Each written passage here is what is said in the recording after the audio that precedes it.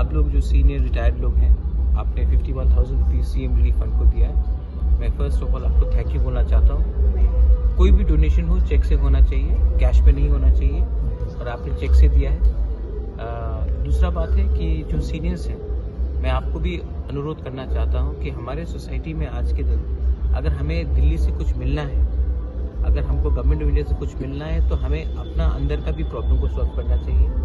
आप लोग ने ज़िंदगी देखा है, आप लोग जानते हैं, आप लोग कंट्रीब्यूट करना चाहते हैं हमारा दोफा के लिए, तो प्लीज़ यूथ को सिखाइए ड्रग्स, करप्शन, गुंडागर्दी से कुछ नहीं मिलने वाला।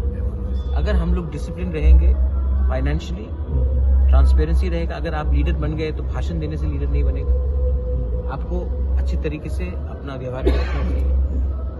ये करके आप लोग एजुकेट कीजिए, गाइड कीजिए कि हम लोगों का तिपरासा सोसाइटी भी आगे बढ़े, वरना तिपरासा सोसाइटी एक दूसरे के संग लड़ते रहेगा और हमें कुछ नहीं मिलेगा। मैं अकेला सब नहीं कर सकता। I need your help also, and you should help me, help our people, not help me for myself, for a community.